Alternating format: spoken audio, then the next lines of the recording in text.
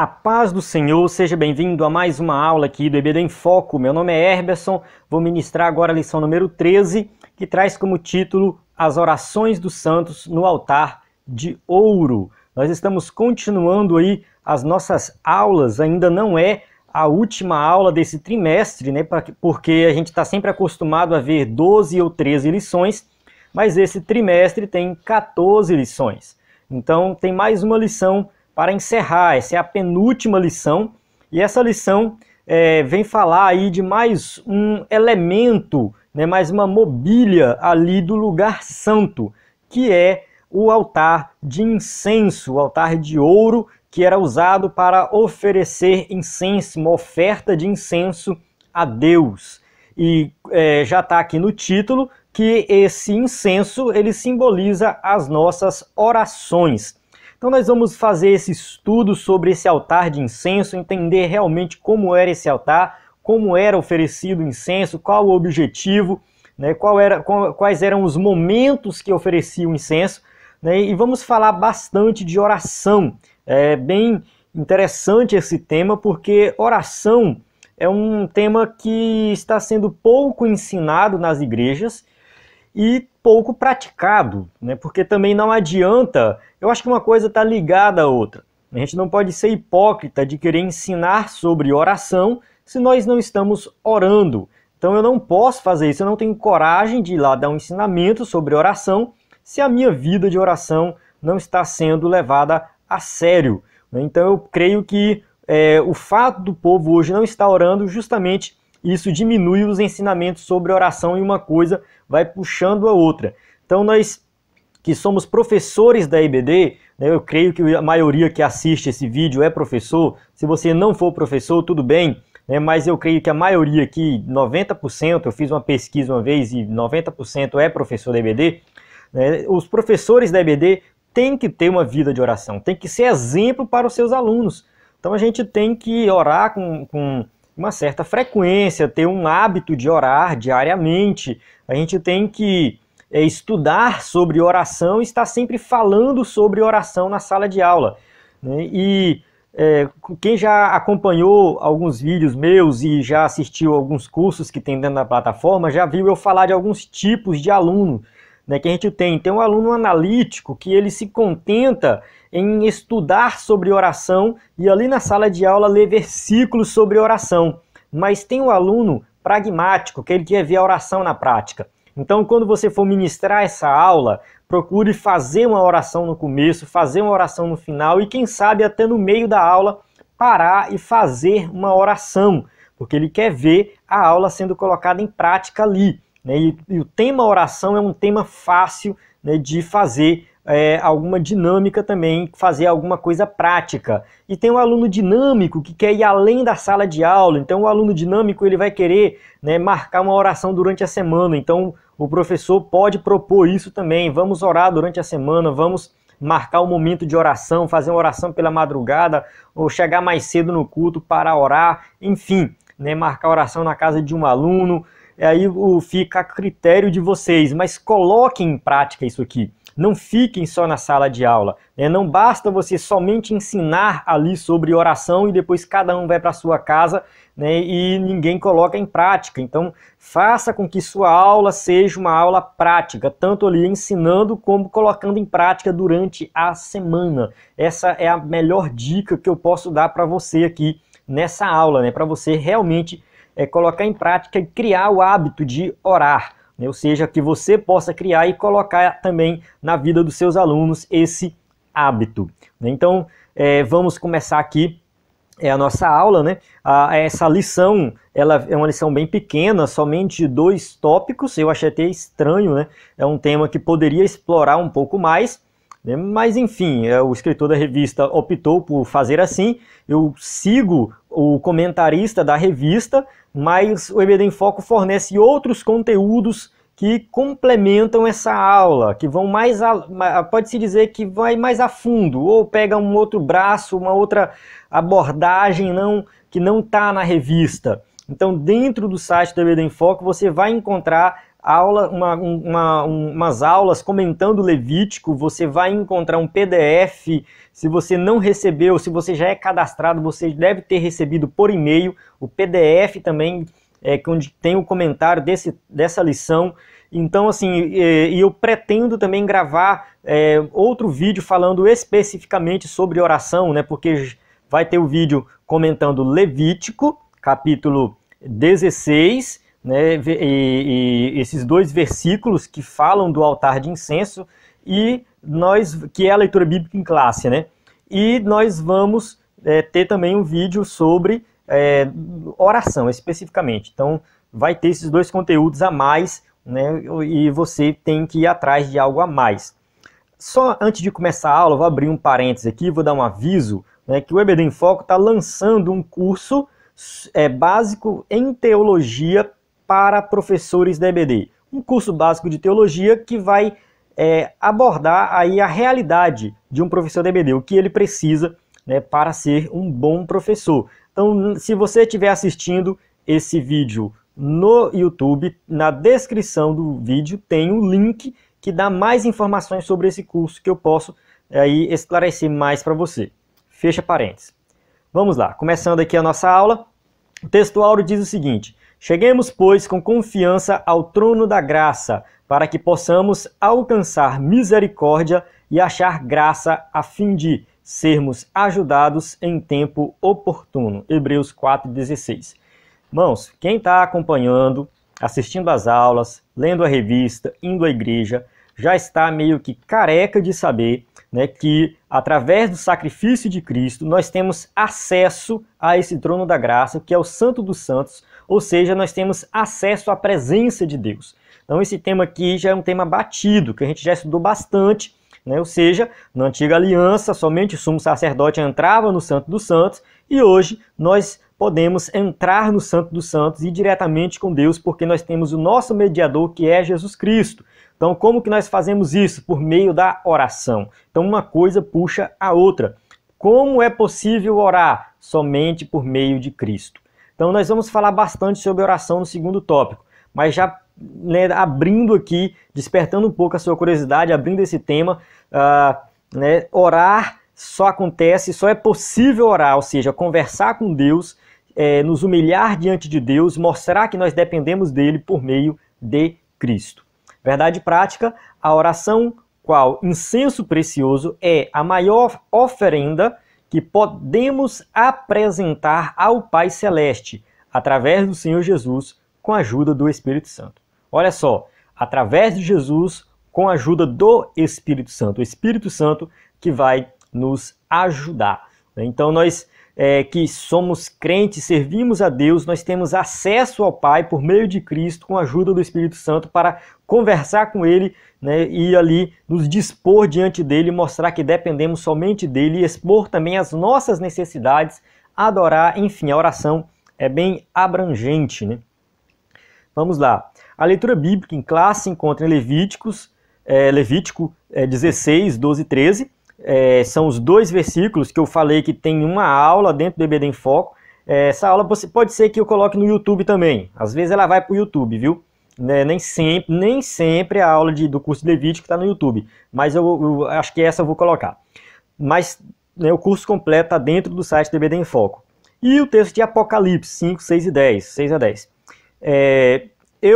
Se eu fosse o escritor da revista, eu colocaria um outro versículo falando do altar de incenso.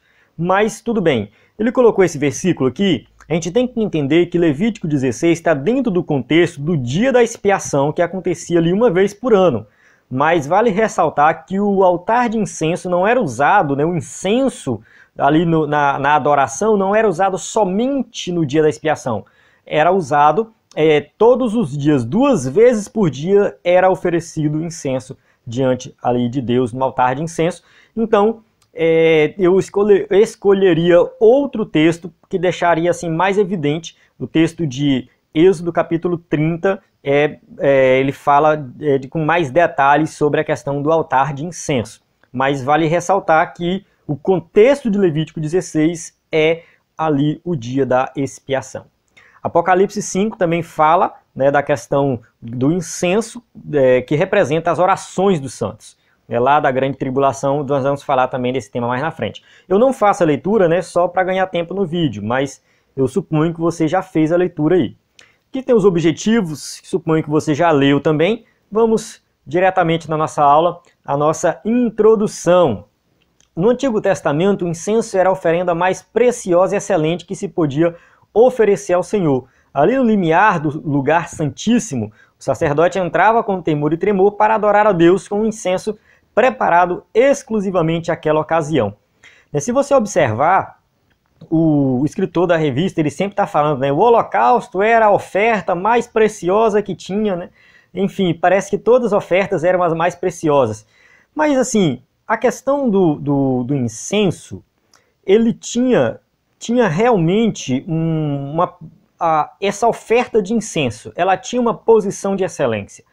Era o momento quando a gente leva para o dia da expiação. Era talvez o momento assim, eu não vou colocar o mais importante, mas um dos grandes momentos importantes no dia da expiação. Porque a fumaça do incenso cobria ali a Arca da Aliança, que estava dentro do Santo dos Santos, ficava no limite. O altar de incenso ficava no limite, né, do lugar santo para o Santo dos Santos, ficava no limiar, né? Então, essa fumaça cobria ali a Arca da Aliança, onde estava a glória de Deus, e segundo o escritor Champlin, do seu comentário, ele diz que isso era para que o sumo sacerdote não visse a glória de Deus e morresse. E realmente o texto vai dizer isso, né? Quando a gente vai para ler o texto ali de Levítico, ele vai falar que realmente ele tinha que fazer isso. Alguns escritores pensam que antes dele entrar, ele inseria o incensário, colocava somente o incensário entre as cortinas, para que a fumaça do incenso cobrisse o Santo dos Santos, depois que ele entrava, né? Mas não necessariamente isso acontecia, isso alguns escritores vão dizer. Outros escritores vão dizer que ele simplesmente entrava com o incensário e a fumaça já ia cobrindo ali. Mas de certa forma era um momento importante e representava também ali a oração dos santos que estava entrando à presença de Deus. Vamos avançar, né? Só a introdução. Hoje o sacrifício mais sublime que devemos oferecer ao Senhor são as orações, súplicas e ações de graça. Então, ou seja, como é que hoje nós vamos oferecer incenso a Deus? Nós vamos lá numa loja de incenso, comprar incenso e acender aqui o incenso? Não tem mais necessidade de fazer isso, porque todo aquele ritual ali já se cumpriu em Cristo. Hoje, o que nós fazemos é orar a Deus, e as nossas orações sobem como incenso, né? Nós vamos mostrar os versículos bíblicos, né, que vão dar base para essa interpretação. Às vezes a interpretação ela varia de escritor, de teólogo para teólogo, né? O simbolismo, a tipologia vai variar, né? Tipo candelabro, o que o candelabro significa, a luz do candelabro. Então isso pode variar de escritor, de teólogo para teólogo. No entanto, quando fala do incenso, há um consenso que ele simboliza realmente as orações dos santos. Por esse motivo, o Senhor Jesus recomenda-nos a entrar em nosso quarto e a fechar a porta, né? E ali, em segredo, né, nos nossos aposentos, nós oferecemos clamores e ações de graça ao Pai Celeste. Então nós vamos falar dessa oração secreta, né? Daqui a pouco vou falar, não significa que nós só devemos orar sim, mas essa maneira de orar em secreto talvez seja a melhor. O lugar santíssimo. Vamos falar do lugar santíssimo agora. Primeiro tópico aqui. Primeiro a gente vai falar do lugar santo. O tópico em si fala o lugar santíssimo, mas a gente vai falar de vários subtópicos aqui. O lugar santo, né? Ou seja, nós já sabemos que o tabernáculo era dividido em duas partes, o lugar santo e o santíssimo lugar, ou o santo dos santos, ou o lugar muito santo, depende do escritor também, mas a Bíblia vai falar do lugar santíssimo, ou santo dos santos, é o mais usado. No lugar santo ficavam 3 mobílias, ou seja, ali ao entrar no tabernáculo, diante do lugar santo, nós tínhamos essa configuração aqui. né, do lado esquerdo de quem entrava, né, a pessoa está entrando, do lado esquerdo está o candelabro, né, onde coloca as lamparinas para iluminar, visto que não tinha janela no tabernáculo. No outro lado, direito de quem entrava, a mesa dos pães da proposição, que nós já estudamos também. Os pães da proposição, né, significa que a palavra de Deus, a suficiência de Deus, né, para o seu povo.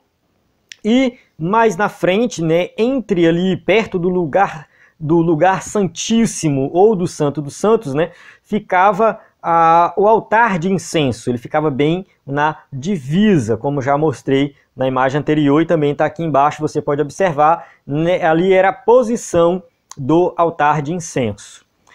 Há algo muito importante que devemos considerar, que embora o altar de incenso estivesse no lugar santo, a posição dele era ali no lugar santo, era considerado também parte da mobília do Santo dos Santos. Como assim ele era considerado parte da mobília do Santo dos Santos?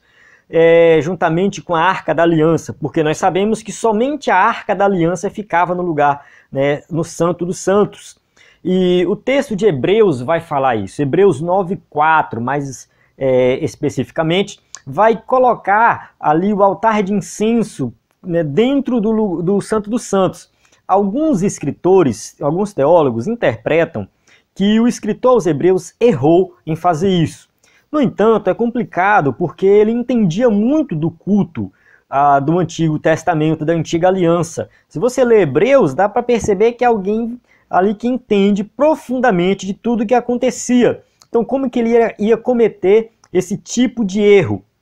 Outros vão dizer que são os copistas. Quando fizeram cópias do texto de Hebreus, alguém escreveu errado uma palavra, né, e ali colocou algum erro, né, colocou o altar de incenso dentro do Santo dos Santos. Também, né, é uma possibilidade, né, mas não existe nenhuma prova disso, né, porque não foi encontrado nenhum texto antigo, nenhum fragmento que comprove isso.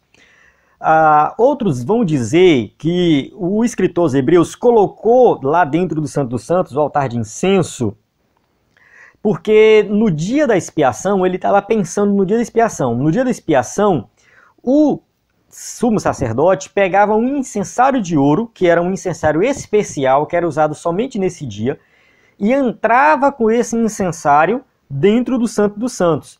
Apesar desse incensário não permanecer dentro do Santo dos Santos, esse incensário, ele era uma mobília, né, fazia parte do Santo dos Santos, porque ele era usado somente nessa ocasião, né, e somente para entrar no Santo dos Santos, e não era usado para mais nenhuma ocasião. Alguns interpretam que o escritor aos Hebreus tinha em mente o incensário e não o altar, né?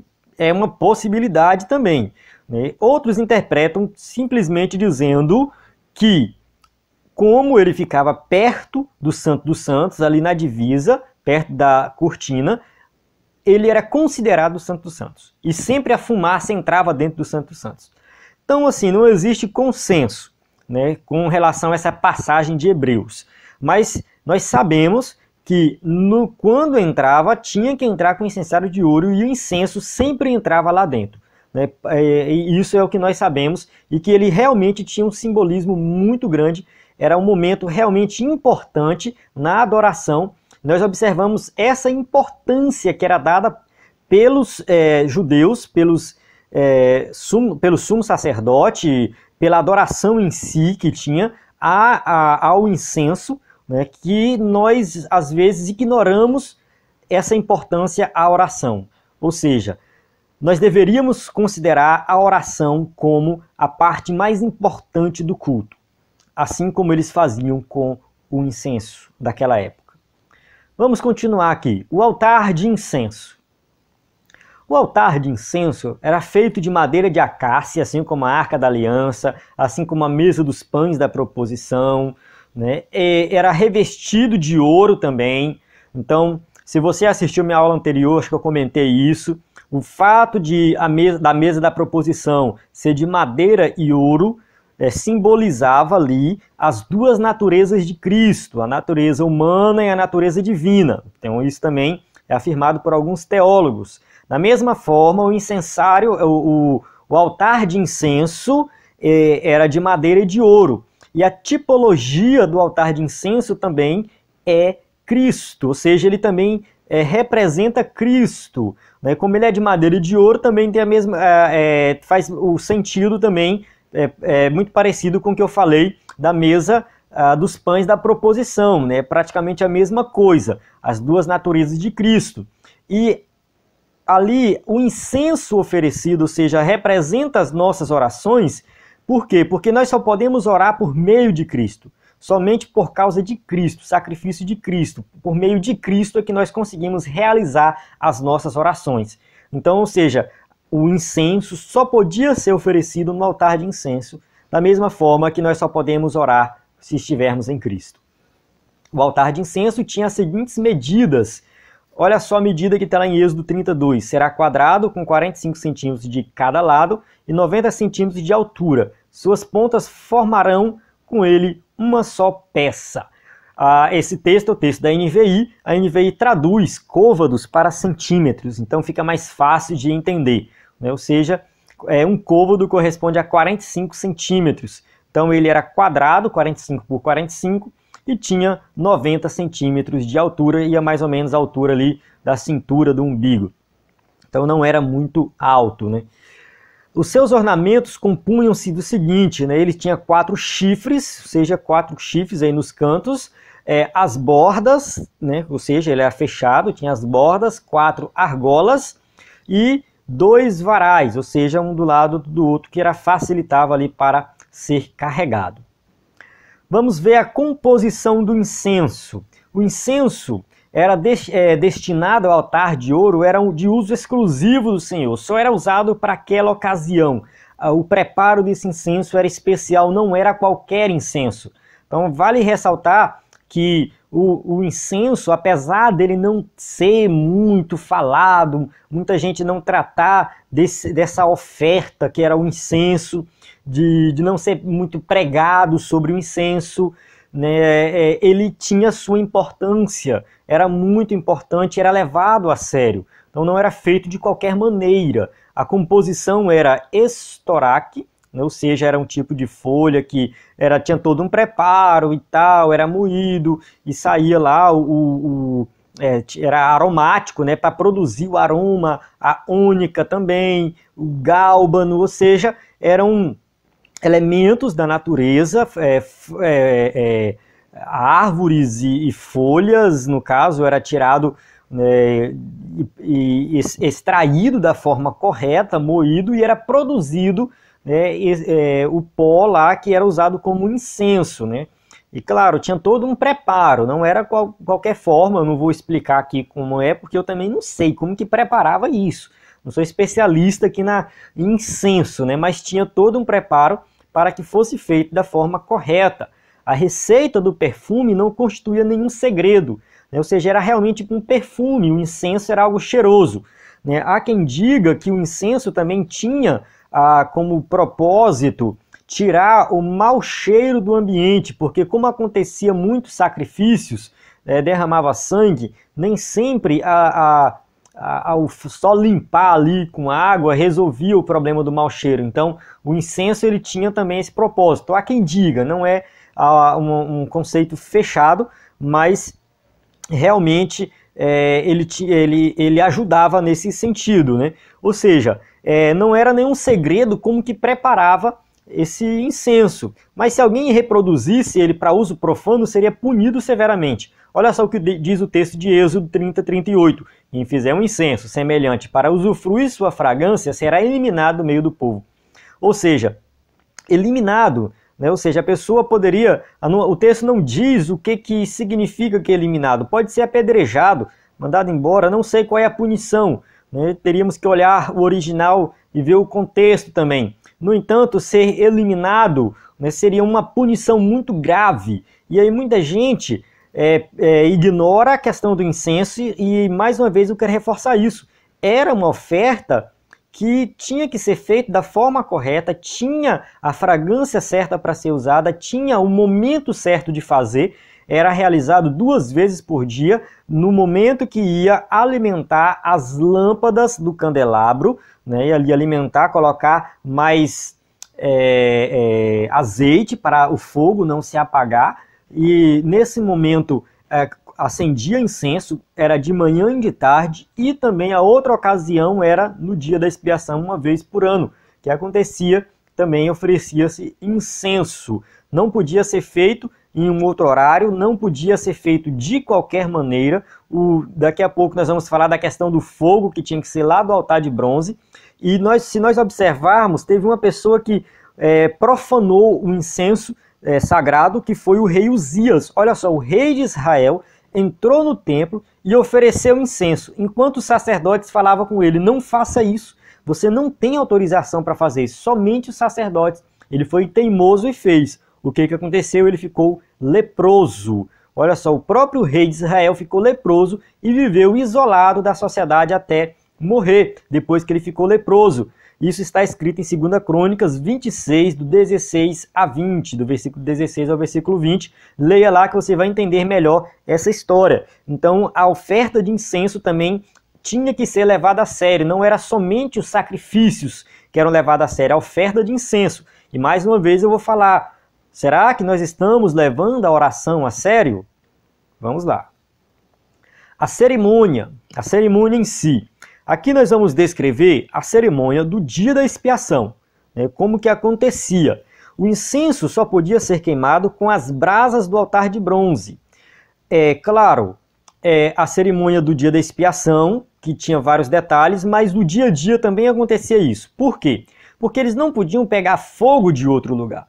Nadab e Abiú ofereceram o quê? Fogo estranho, ou seja, ofereceram incenso com fogo que não era do altar, provavelmente.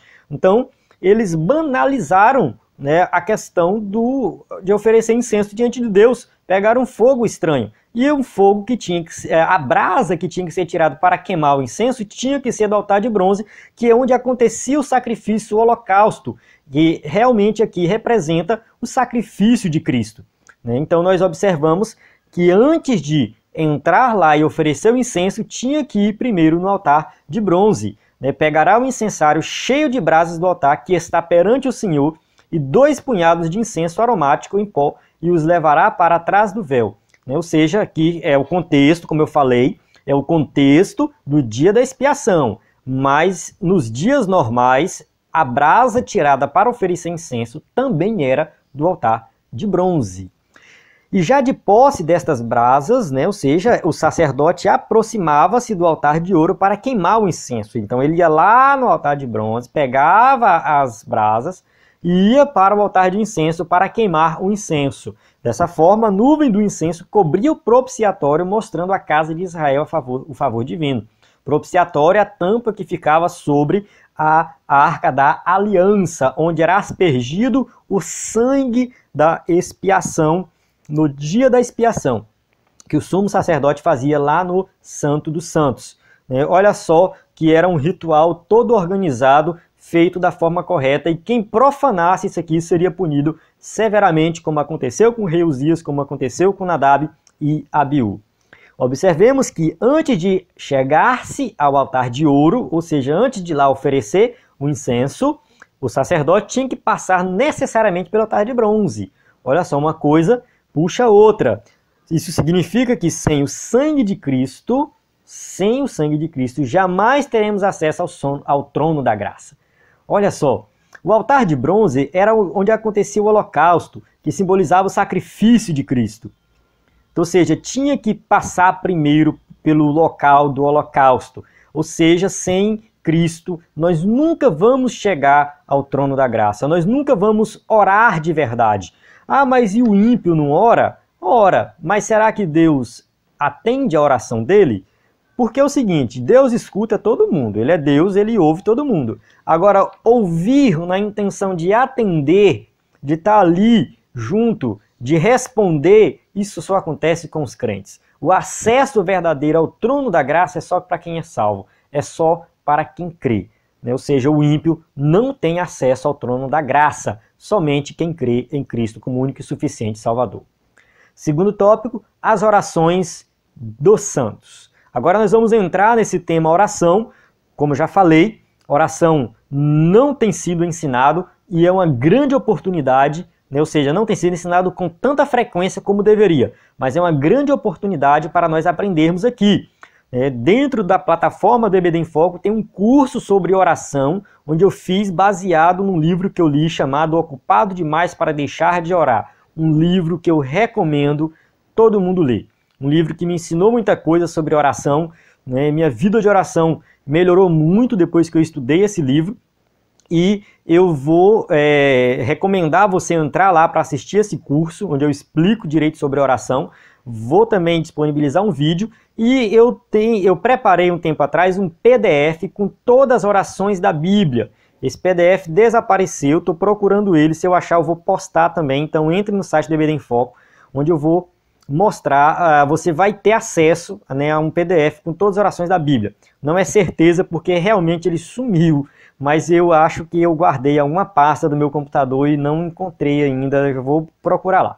Mas é bem interessante, porque a Bíblia ela vai ter muitas orações. Não tem desculpa para a pessoa falar, eu não sei orar, não tem como eu orar. Leia a Bíblia, leia os Salmos, que você vai aprender a orar. A oração realmente é uma conversa, né? E só falando um pouco mais aqui, né? Orar, né? Conversar com Deus, mas não é um pouco além disso. Orar é mostrar que nós confiamos em Deus, nós dependemos de Deus. Não é só conversar, uma conversa qualquer. É você mostrar que você depende, porque Deus já sabe as nossas necessidades. Nós temos que demonstrar isso. Quando nós... vou falar de um texto que eu li um tempo atrás. Era um texto que segundo esse texto, segundo a fonte lá, fazia parte da Bíblia satânica, né? E eu fui ler esse trecho lá, né? Eu falei, vou ver o que é que diz aqui, né? Quando eu fui ler o texto, pensando que ia falar do diabo, falar de não sei o quê, lá falava assim, que enquanto os crentes perdiam tempo orando para resolver os seus problemas, eles, adoradores de Satanás, eles estavam resolvendo o problema deles por si mesmos, ou seja, eles não estavam fazendo oração, eles estavam agindo, estavam fazendo, estavam trabalhando, estavam correndo atrás de resolver os seus problemas. Aí eu fiquei curioso, né? Falei, nossa, por que será que eles pensam assim? Porque quando a gente fala de satanismo, muita gente pensa em coisas horríveis. Pode ser que tenha, mas o que o diabo quer é que a pessoa pare de confiar em Deus e comece a confiar em si mesmo. Ou seja, a partir do momento que você deixa de confiar em Deus, deixa de acreditar que Deus vai lhe ajudar, deixa de orar e começa a fazer, trabalhar sozinho, porque você é capaz de resolver os seus problemas sozinhos e você não depende de Deus, você já se torna automaticamente um adorador de Satanás, porque você não precisa de Deus. Então você ignorou Deus. E é assim que eles fazem, né? Ou seja, não é... Se eles têm lá os cultos rituais malucos deles, isso é outra história. Não sei. Mas o princípio básico deles é: eu não dependo de Deus. Eu faço por mim mesmo. Então, por isso que eu digo que a oração é o momento onde nós demonstramos que dependemos exclusivamente de Deus. Tópico 2.1. A receita para uma oração perfeita. Nosso incenso. O Senhor Jesus, no Sermão da Montanha, entregou aos seus discípulos o modelo de uma oração perfeita. Então Jesus ensinou os discípulos a orar. Senhor, ensina-nos a orar. Ele falou, vem cá, quando vocês orar, orem assim. Pai nosso que estás no céu, santificado seja o teu nome, venha o teu reino, seja feita a tua vontade, assim na terra como no céu. Dá-nos hoje o nosso pão de cada dia. Perdoa as nossas dívidas, assim como perdoamos os nossos devedores. E não vos deixes cair em tentação, mas livra-nos do mal, porque teu é o reino, o poder e a glória para sempre. Amém. Mateus 6, de 9 a 13. Então essa oração é uma oração muito bela. Eu fiz aqui porque eu não tem como ignorar esse texto lindo e maravilhoso. Então esse aqui é um modelo. Eu posso repetir essa oração? Pode, não tem problema nenhum, né? Mas a gente tem que tomar cuidado para não ficar só nela. né, tomar ela como modelo. Começa a sua oração com uma adoração. Jesus começou adorando, né, falou do reino, né, falou da vontade de Deus, né, ou seja, nós temos a nossa vontade, mas o que prevalece é a vontade de Deus. Assim foi com Jesus no Getsêmani e dentre outros personagens bíblicos que a gente vê que, né, oraram e falaram assim, oh, mas seja feita a tua vontade. Né, aqui na oração fala do pão de cada dia. Que pão é esse? Será que é o pão somente físico, alimento natural? Ou pode ser o pão espiritual? De acordo com alguns intérpretes, isso aqui também fala do pão espiritual, porque está falando do reino de Deus. Né? Então aqui a gente tem, né, algo completo, alimento completo. Né? Aqui fala de pecado, perdoar pecado. Né? Nós temos que, né, nas nossas orações, pedir perdão dos nossos pecados. Né? A gente não tem que pedir perdão do pecado lá só para o pastor, porque eu pequei, eu tenho que ir lá com o pastor. É claro que dependendo da situação, você precisa se retratar com o pastor e retratar com a igreja, né? Porque, querendo ou não, a gente faz parte de uma comunidade e dependendo do impacto que do seu pecado trouxe, isso aí é outra história. Mas você tem sim, diante dos pecados que você comete, você tem autorização para ir ao Santo dos Santos, ou seja, você ir diretamente com Deus por meio de Cristo e pedir perdão dos seus pecados. O próprio Jesus ensinou, né? Se eu não pudesse pedir perdão dos meus pecados na minha oração, Jesus não tinha ensinado isso. Né? Então aqui nós temos um modelo de oração, né? E a gente seguir esse modelo aqui é importante porque a gente consegue orar, né, com consciência, né, não palavras ao léu, né, ou seja, só falando aleatoriamente, mas a gente consegue conversar com Deus, né, da forma correta, né, e ali a gente pede não somente para nós, mas pede também para o próximo, intercede, tudo isso faz parte da oração. Ele exorta-nos também a não imitarmos gentios e hipócritas, né? Ou seja, Jesus cita a questão de gentios, ou seja, os pagãos da época e os hipócritas que eram da sociedade judaica, que achavam, né, imaginavam que por muito falar seriam ouvidos, né? Ou seja, eu vou repetir, até para ser ouvido. Parece com um grupo religioso que tem nos dias de hoje, né, que repete a mesma oração 200.000 vezes, enfim. Continuando aqui. Portanto, fechemo-nos em nosso quarto, né, e ali, no lugar santíssimo, falemos com o Pai Celeste. Então Jesus fala assim, ó, mas quando você orar, vá para o seu quarto, feche a porta e ore a seu Pai que está em secreto, né? Ou seja, o seu Pai que vê no secreto recompensará. Isso, Jesus está fazendo um contraste com esses hipócritas que iam orar nas praças. Ele conta a parábola lá do fariseu e o publicano, né? O publicano era tido como pecador, um cobrador de imposto, ímpio, mas quando você olha a oração de um, a oração do outro, aquele que foi humilde desceu justificado, que foi o publicano, mas é porque o outro só estava orando para aparecer, usou palavras bonitas e se exaltou. Então Jesus está falando o seguinte, quando vocês for orar, né, ora em segredo, porque lá em segredo você vai derramar o seu coração e contar as suas necessidades. Isso significa que eu nunca vou orar em grupo, que é proibido orar em grupo.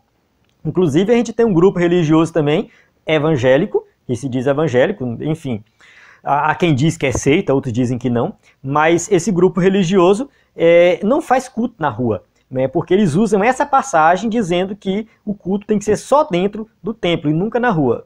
Uma interpretação errada desse texto. Jesus não está condenando, em hipótese alguma, a oração pública aqui. A oração pública pode acontecer, a oração em conjunto pode acontecer, o que Jesus está criticando é a exaltação, a pessoa se exaltar, se exibir, né, orar para se exibir. Então é isso que Jesus está criticando nessa passagem.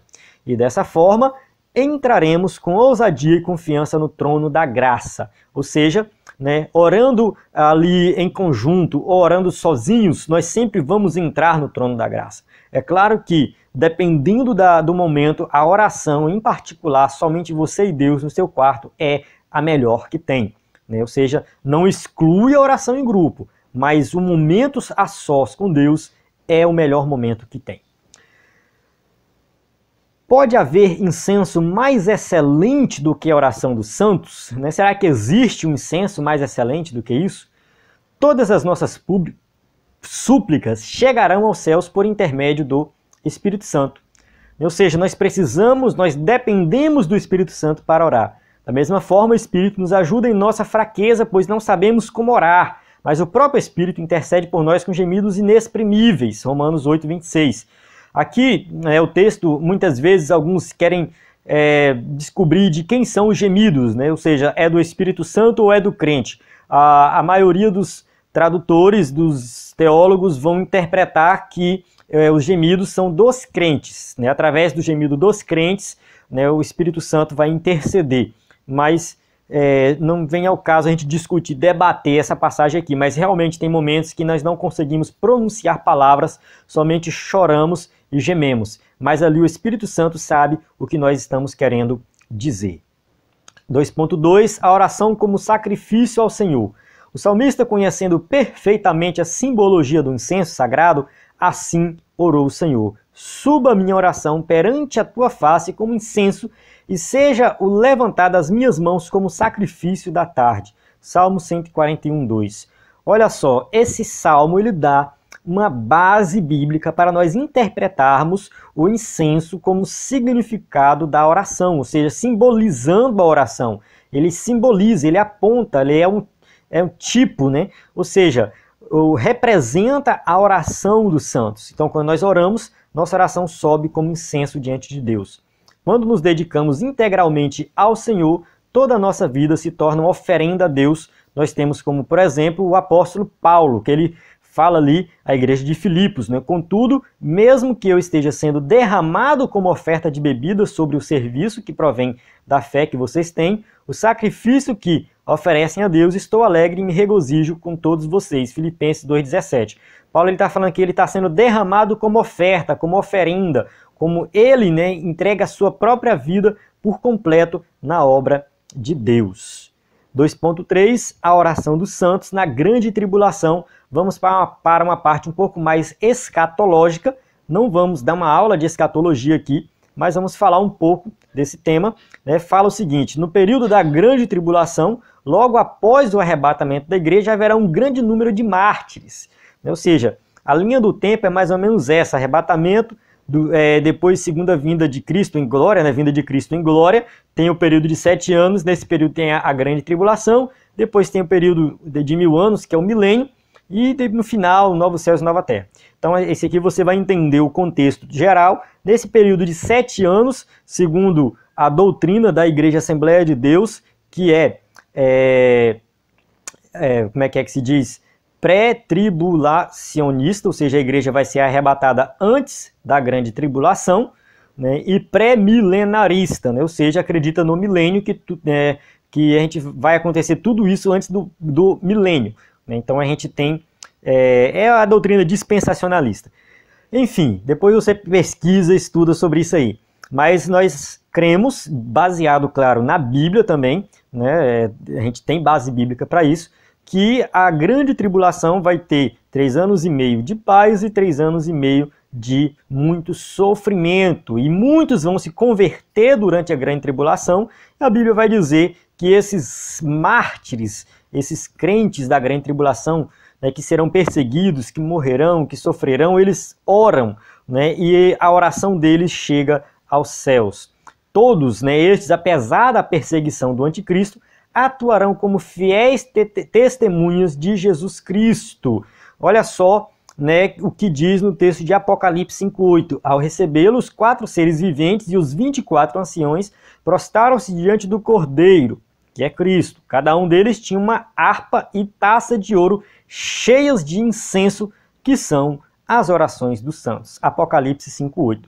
Ou seja, nós interpretamos e entendemos aqui que a oração dos santos que estão passando pela grande tribulação, aqueles que se converteram durante a grande tribulação, né? Esses que estarão sofrendo perseguição do anticristo irão orar e as suas orações serão atendidas, subirão, né, como incenso.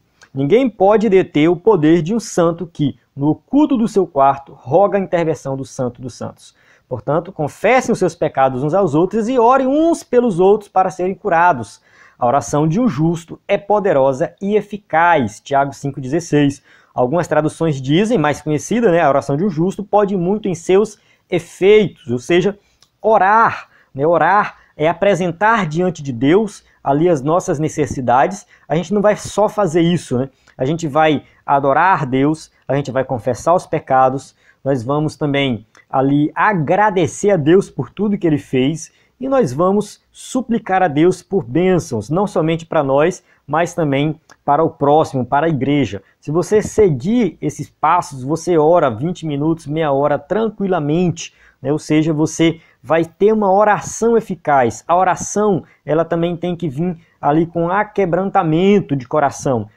Se eu não estou aquebrantado, não tem problema, não vai forçar a barra também, porque vão perceber que é hipocrisia, né? Então você tem que saber orar. Se você, dependendo do momento, você pode chorar, você pode não chorar, não é obrigatório, mas depende. Tem oração que é de sofrimento, que é na perseguição, tem oração que é na alegria, na bonança, é um momento de agradecer a Deus. Então tem vários tipos de orações na Bíblia, isso está em toda a Bíblia, né? Então, ou seja, existem vários tipos de orações e, né, nós podemos aprender com essas orações na Bíblia e colocar em prática isso aqui. Você pode orar também lendo a Bíblia, você pode abrir um salmo, ler um salmo, aí fecha o olho, ora, lê um outro versículo, vai lendo um versículo de um salmo de adoração, onde você vai orando e lendo a Bíblia. Não tem problema nenhum fazer isso também, né?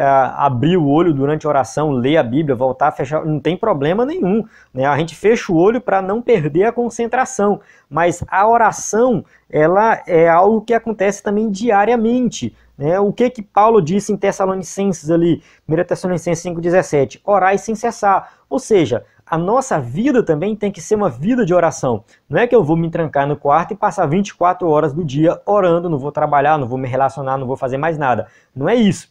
Mas que no momento que eu estou trabalhando, que eu estou me relacionando, que eu estou conversando, eu tenho que estar vivendo também uma vida de oração, uma conexão com Deus. Diz a lenda, né, que perguntaram para o Billy Graham, né, quantas vezes ele orava por dia. Ele falou que orava só uma vez. Começava no levantar, né, e terminava no deitar, né? Ou seja, ele orava o dia inteiro, ele vivia o dia inteiro em conexão com Deus. Se a história é verdadeira ou não, não vem ao caso, mas que é um exemplo, né? Ou seja, a pessoa viver o dia em conexão com Deus, porque ele está orando sem cessar.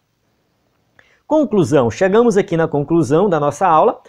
Zacarias, pai de João Batista, ao ser escolhido para queimar o incenso sagrado na casa de Deus, teve uma experiência que retrata ricamente porque o incenso na Bíblia simboliza a oração dos santos. Foi ali no lugar santíssimo, se levarmos em consideração Hebreus 9:2, que teve sua oração respondida. Ou seja, foi ao entrar no lugar santíssimo, ele estava ali, era a vez dele de entrar, né, no Santo dos Santos, né, e ali ele recebe, né, a revelação, né, a resposta para a sua oração, que ele queria um filho, né, e ali ele recebe a resposta. Então é coincidência ou não, né, mas ele está com incenso que representa as orações, ele recebe essa resposta da sua oração. A sua experiência com o Senhor foi completa, ele viu o anjo, ouviu deste anúncio profético, o anúncio profético sobre a vinda do Messias, e finalmente sua velhice foi consolada com a promessa de um filho, que seria o precursor do Filho de Deus. Então olha só a bênção que ele recebe, né? Ou seja, o seu filho João Batista, né, seria o precursor de Jesus Cristo, aquele que ali ia anunciar a chegada do Messias. Então ele recebe essa grande bênção diante dessa situação, né? Ou seja, oferecendo incenso que simboliza a oração de todo o povo. Amém? Então eu chego aqui no final dessa aula, que eu sinceramente considero um assunto maravilhoso. Preciso melhorar muito minha vida de oração e creio que eu vou morrer precisando melhorar, né? Ou seja, a gente nunca vai chegar em um nível, né, de oração que é superior aos outros, que é um nível elevado, não existe isso, né? A oração é constante na vida do crente, a gente tem que estar sempre melhorando cada vez mais com a nossa vida de oração, né? Sempre colocando em prática. Não adianta ficar na teoria, tem que colocar na prática. Se você não praticar oração, essa aula vai ser inútil para você. Aqui temos as perguntas, caso você use o slide na sua igreja, bem interessante usar. Os cursos do EBD em Foco, então tem aqui o curso sobre oração, viu? Aqui no canto direito embaixo, oração, bem interessante esse curso, recomendo você acessar. né? E aqui eu quero falar um pouco do curso de teologia para professores da EBD, né? Caso você tenha interesse, quiser continuar assistindo, eu vou falar rapidinho aqui. Esse curso ele é focado realmente nas realidades, necessidades do professor da EBD, que precisa melhorar com a sua aula, melhorar o seu conhecimento teológico. São 14 disciplinas, uma em cada mês, então nós vamos ministrar essas disciplinas, passar atividade, você vai fazer prova, vai fazer trabalho, eu vou fazer um acompanhamento, não vai ser algo jogado que você vai se virar sozinho, não vai ter acompanhamento, vai ter aulas gravadas em vídeo, vai ter apostilas, né, que eu vou disponibilizar essas apostilas para você fazer o download. As aulas gravadas também vai ter download, textos extras de algum livro que eu acho interessante, que outros professores, não vai ser só eu que vou ministrar, vai ter outros professores, então cada professor pode escolher um texto e falar, nossa, esse texto aqui é bom para estudar. Aulas ao vivo, ou seja, nós vamos ter uma sala de aula ao vivo, onde vai ter interação, a gente vai ver um ao outro e vai perguntar com áudio, conversar um com o outro. Então isso aqui também é uma novidade que o EBD em Foco está oferecendo, você não pode perder. Nosso diferencial tem slides para você ministrar na sua igreja, cada disciplina vai ter um slide com conteúdo para você ministrar na igreja, ou seja, você vai lá, né, na igreja e fala, irmãos, hoje nós vamos estar tal tema, porque isso aqui eu aprendi lá no curso de teologia. Então a ideia é essa. No final vai ter um certificado, ou seja, se você fizer todas as atividades, todas as disciplinas, no final você recebe um certificado assinado pelo diretor do EBD em Foco, e no caso hoje sou eu, e pelo pastor da sua igreja, que eu vou entrar em contato com ele e explicar como que é o curso, ele vai ficar ciente do que você está estudando e vai assinar o seu certificado físico, né? E vai ter um acompanhamento via WhatsApp, e-mail, você não vai ficar sozinho, vamos sempre estar ajudando. Vai fazer disciplinas que já aconteceram, perdi uma disciplina, não tive tempo, tem como fazer? Tem como fazer, é só voltar e fazer, né? A forma de pagamento, né? Ou seja, o valor e a forma de pagamento, boleto ou cartão, dia 69 por 49 até o dia 25 de setembro. Se você assistir esse vídeo, depois do dia 25 já perdeu a promoção, até o dia 25, 49. Para quem é assinante do EBD em Foco, é R$ 41 por mês, se for assinante do plano Slides mais cursos. Quer dizer, no plano somente slides, 41, slides mais curso, 34. Para ficar melhor aí, né, para o assinante do EBD em Foco. Esse curso de teologia vai ter vários outros bônus, você vai ganhar muito conteúdo para você usar e se capacitar. Então acesse aí, manda mensagem no WhatsApp, acesse a página do curso, ebdemfoco.com.br/curso-básico. Tem a descrição, tem esse link na descrição do vídeo. Pode mandar mensagem no WhatsApp a hora que você quiser, né? Se eu não puder responder naquele momento, eu respondo em outro momento. Mas tem esse número aí que você pode entrar em contato comigo. Amém? Então encerro por aqui. Saiba que um professor da EBD que quer ser um professor de excelência tem que ter conhecimento teológico, né? E um curso básico vai lhe ajudar muito, né? O seu nível vai ser outro, porque você vai aprender a servir melhor. Você vai servir da melhor maneira na casa do Senhor. A paz do Senhor, até a próxima aula.